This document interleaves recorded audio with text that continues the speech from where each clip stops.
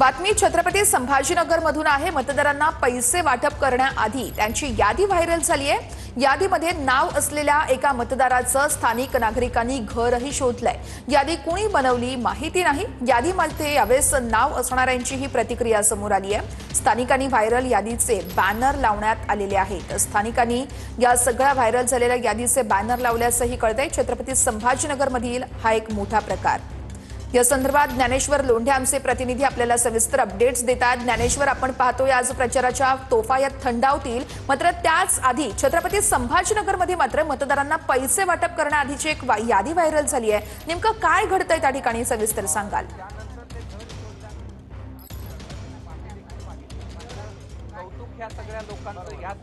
निश्चितच वर्षा, मी आता छत्रपती संभाजीनगर शहरातील बेगमपुरा भागात आहे। आपण बघतोय जे ते काल रात्री जे ते एक यादी व्हायरल झाली होती आणि ती यादी जे आहे ते स्थानिक पदाधिकाऱ्यांनी कार्यकर्त्यांनी जे आहे ते चक्क बॅनरवर छापली आणि या ठिकाणी जे आहे ते अशा पद्धतीने ही यादी लावल्याचं चित्र आपल्याला पाहायला मिळतं। आणि बेगमपुरा भागातील हे सगळे मतदार असले सुद्धा आपल्याला माहिती मिळते। मात्र या सगळ्या मतदारांचं असं म्हणणं आहे की ही यादी कुणी लावली, का लावली आम्हाला माहीत नाही। मात्र ज्या पद्धतीने आपण पाहतोय या सगळ्या बेगमपुरा भागातील लोकांची ही नावं आहेत आणि याच्याहून जे आहे ते या स्थानिकांनी आता आक्षेप घेतला। आपण बघतोय काल रात्री सुद्धा मोठ्या संख्येने स्थानिक या ठिकाणी एकत्र आले होते आणि सगळी नावं या ठिकाणी बघतोय। माहिती अशी मिळते की या सगळ्या लोकांना जे आहे ते एका राजकीय पक्षाकडून पैसे वाटप केले जाणार होते। मात्र ही यादी स्थानिकाच्या हातात पडल्यामुळे हा सगळा प्रकार जे आहे ते उजेडात आलाय आणि आता जे आहे ते या विरोधात मोठा संताप आपल्याला पाहायला मिळतो। स्थानिक महिला सुद्धा आपल्या सोबत आहेत। काय सांगाल, काय नाव आहे तुमचं? नाव आहे का यादीत? बबिता बाळू गटे। हो, सगळ्या गल्लीचं आहे, आमच्या समाजाचं, कहार समाजाचं, सगळ्या माझ्या आईचं, वडिलांचं, सगळ्यांचं आहे, भावांचं। कुणी केली यादी हे काही माहिती नाही। हे आम्हाला ते मोबाईलवर पाठवली, ज्यांनी पैसे दिले ते म्हणू लागले आमच्या पोरांना, तुम्हाला खरेदी केली, कार समाज काही करू शकत नाही, त्यांच्यात काही अवकात नाही असे म्हणू लागले। मग आमचे पोरं आम्हाला विचारू लागलेत का तुम्ही पैसे घेतले का?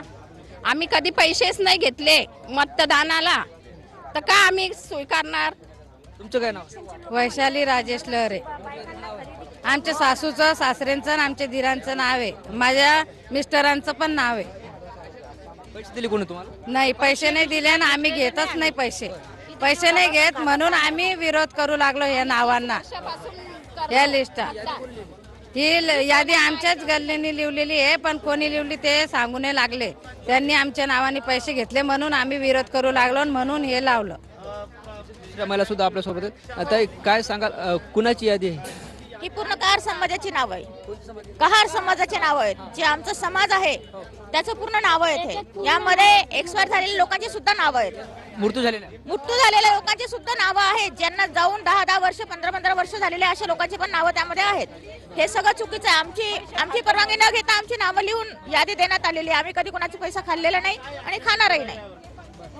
यादी कुणाच्या घरची, काय माहिती मिळते? ती फरशी जी आहे खालची, आम्ही ते घराचं नाव कुणीही सांगू शकत नाही, कारण आम्हाला माहिती नाही। आमच्या समाजाची पोरांनी अचानक इथे एक मीटिंग बसवली, हे बॅनर लावलं आणि तेव्हा आम्हाला कळालं की हा सगळा प्रकार झालेला आहे। आता हा कुणी केला हे आम्हाला माहिती नाही। आता काय मागणी? आम्ही वोटिंग करणार नाही, हाच आमचा निर्णय आहे। मतदानावर बहिष्कार करणार। आम्ही मतदान करणार नाही, कारण आमचे काम, आम्हाला उद्या जर काही गरज पडली, आम्हाला कुठे जावं लागलं, आज माझ्या इलेक्शन, मला राशन कार्ड नाहीये, राशन कार्ड बनवायचं म्हटल्यानंतर मला जर नगरसेवकाकडे जावं लागलं तर नगरसेवक बनवून देईल का? तो सरळ म्हणेल तुम्ही पैसे घेतले आणि वोटिंग केली, आम्ही तुमचं काम करणार नाही। मग ह्यासाठी आम्ही इलेक्शनच करणार नाही, आम्ही वोटिंग करणार नाही, कारण आमचं नाव ऑलरेडी